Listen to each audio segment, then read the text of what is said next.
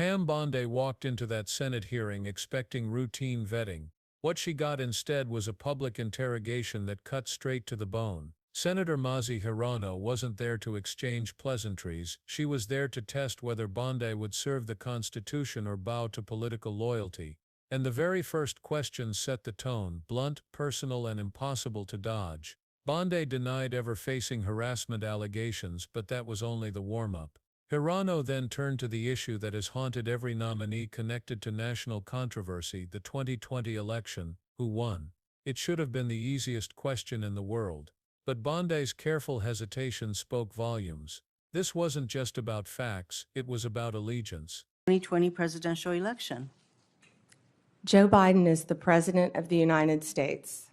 Ms. Bondi, you know that there is a difference between acknowledging it and, I can say that Donald Trump won the 2024 election. I may not like it, but I can say it. You cannot say who won the 2020 presidential election. Okay. It's disturbing that you can't give voice to that fact. Moving on to DOJ's independence from politics.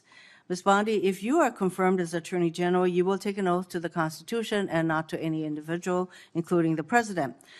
To start, I'd like to know made during the election, during the campaign. First, are the felons convicted of breaking into the Capitol on January 6th hostages or patriots, quoting Trump, as President-elect Trump has said repeatedly? Do you agree with his characterization of the felons that I referred to?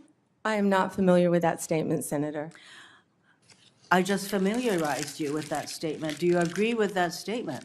I'm not familiar with it, Senator. No answer. He has also said illegal immigration is poisoning the blood of our nation.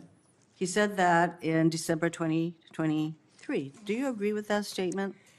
Senator, I am not familiar with that statement, but what I can tell you is I went to the border a few months ago. I went to Yuma, Arizona, and what I saw at that border was horrific, Senator. It was horrific.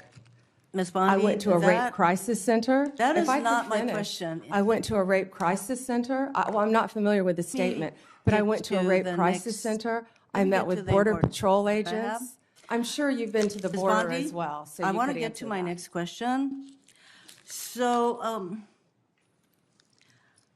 I believe that you responded to a question from Senator Whitehouse, and let me get your response again. You said that the White House, if I'm putting words in your mouth, correct me.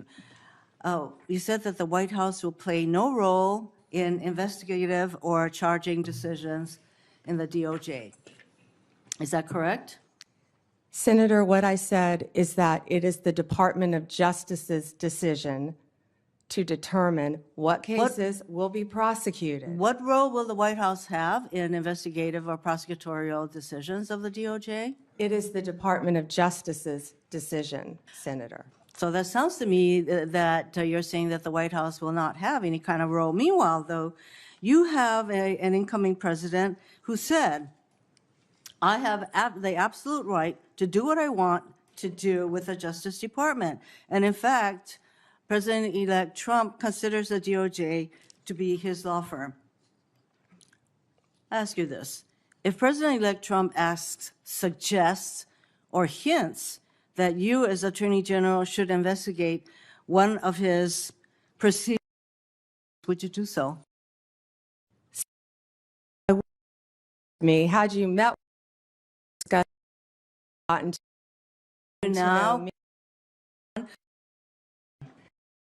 and who refused or discussed is that it is the Attorney General to I'm very happy to listen to your responses under oath, Ms. Bondi. So I think it's really important to us that the Attorney General be independent of the White House. And you have a president-elect who considers the AG's office his law firm. I would like to know whether if the president suggests, hints, asks, that you as Attorney General should investigate one of his perceived enemies? Senator, I certainly have not heard the president say that, But what I will tell you is 2/3 of Americans have lost faith in the Department of Justice. And it's statements like that, I believe, Ms. that make Bondi. people continue to lose faith. If I am confirmed as Attorney General, it will be my job Getting to on not to my only next keep question, America you're not safe, responding. but restore integrity to that department. Why don't we And that's move what on I to plan something on that doing you said? every single day as Attorney General. On August 25th, 2025, on Fox News, you said, when Republicans prosecutors will be prosecuted, once the investigators will be investigated. Ms. Bondi, is Jack Smith one of those bad prosecutors that you will prosecute as AG? Senator, you hesitated a bit when I said the bad ones. Every decision will Sometimes be badness made in the eyes of the beholder. I'm just asking whether you would consider Jack Smith to Senator, be one of the people. How about Liz Cheney?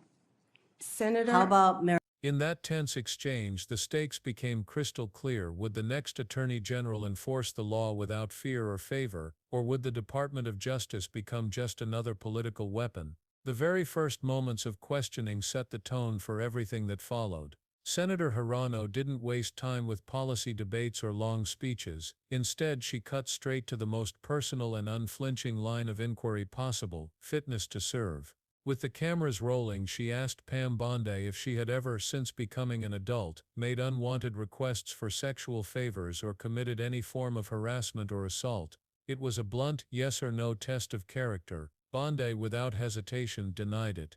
Hirono pressed further, asking whether Bondi had ever faced disciplinary action or entered into a settlement over such behavior.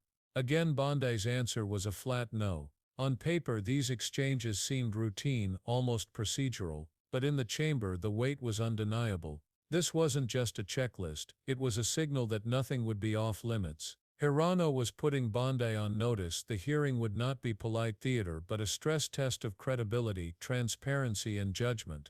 Passing the first round didn't mean the danger was over, it meant the gloves were off, and the real battles were only just beginning. After clearing the opening round, Pam Bondi faced a far sharper blade. Senator Hirono shifted the spotlight from personal conduct to the very core of public trust, the acceptance of facts. She asked a question so straightforward that it should have required no thought at all. Who won the 2020 presidential election? The chamber fell quiet. For any nominee to the highest law enforcement office, this was more than a history quiz. It was a measure of whether truth itself would anchor their decisions. Bondi's response was careful, almost too careful. Instead of answering directly, she leaned into rehearsed phrases, sidestepping the clarity Hirono demanded. That hesitation spoke louder than words. Hirono pressed harder, reminding everyone that acknowledgement of fact is not the same as personal preference. The test here was not political, it was about integrity. Could Bondi say plainly and without hesitation what millions of Americans already knew, or would she hide behind ambiguity?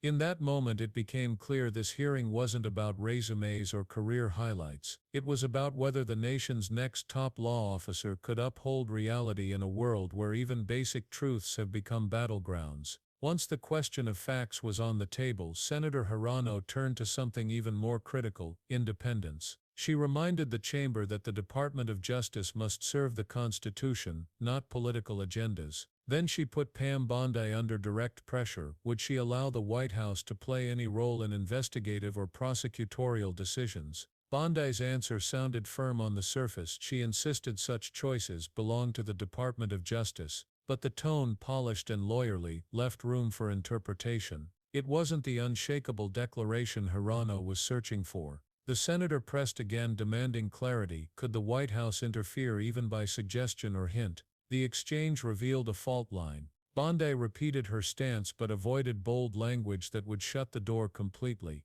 To the casual observer, it might have seemed like just another back and forth. But for those watching closely, it raised the question of whether her independence was as solid as she claimed, or whether influence could still creep through the cracks. Hirono's persistence made one thing clear: the fight wasn't about political labels, but about whether the nation's top legal office could remain untouchable in the face of outside pressure. With the groundwork laid on independence, Senator Hirono raised the temperature again. This time the questions weren't about theory, they were about moments that had torn the country apart. She asked Pam Bondi directly whether those convicted for storming the Capitol should be considered hostages or patriots. It was a trapdoor of a question, designed to test not just legal reasoning but moral clarity. Bondi sidestepped, claiming she wasn't familiar with the statement being referenced. But Hirono wasn't about to let her off the hook. She moved immediately to another flashpoint, immigration rhetoric. She cited an incendiary remark that described illegal immigration as poisoning the blood of the nation.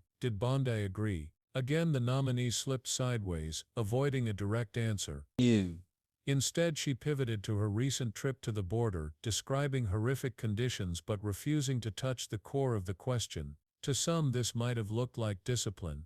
To others it revealed a reluctance to confront dangerous language head-on. Hirono's line of questioning wasn't just about policies, it was about whether Bondi would face extremism directly or retreat into polished evasions. After circling through evasions, Senator Hirono changed tactics. Instead of quoting rhetoric, she grounded her questions in lived experience. She described her own visit to the southern border, not in terms of statistics or headlines, but through the raw reality of a rape crisis center she had personally seen. Survivors' families, and the frontline agents who confront these tragedies daily were at the heart of her words.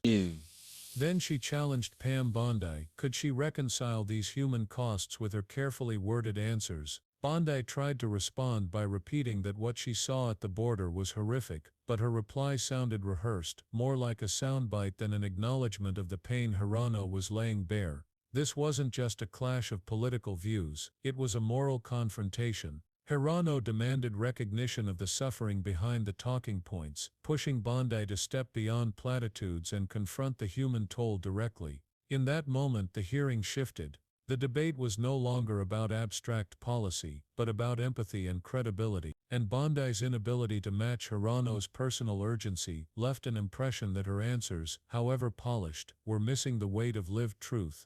Just when it seemed the questioning couldn't get sharper, Senator Hirono pulled out one of the most explosive topics of the day. She referenced Bondi's past comments on national television, where she suggested that bad prosecutors would one day face prosecution themselves. The statement was already controversial, but Hirono pushed it further by naming names. Would Bondi, if confirmed, consider figures like Jack Smith, Liz Cheney, or Merrick Garland among those she deemed unfit? It was the kind of moment that demands either courage or caution. Bondi chose caution. She refused to prejudge anyone, repeating that no decisions had been made, and none would be made without evidence. On the surface it sounded responsible, yet to many listening, the ambiguity was striking. By refusing to draw a clear line, Bondi left open the possibility of using prosecutorial power as a weapon, exactly the concern Hirono was highlighting.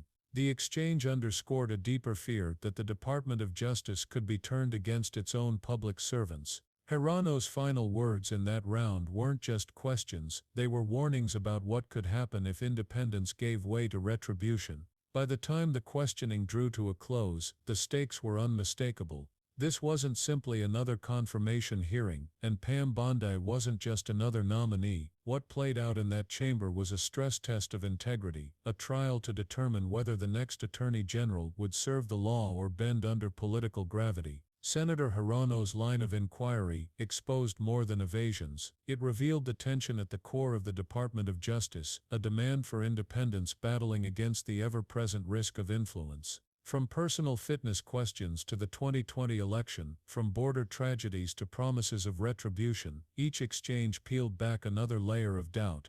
Bondi answered every question, but rarely with the sharp clarity that builds trust. That hesitation may prove to be her greatest vulnerability. For a role that demands bold honesty and unshakable courage, silence or ambiguity can be just as telling as words. The hearing left viewers with one lingering question: if the nation's top law officer cannot give straight answers under oath, how will they lead a department sworn to protect justice itself?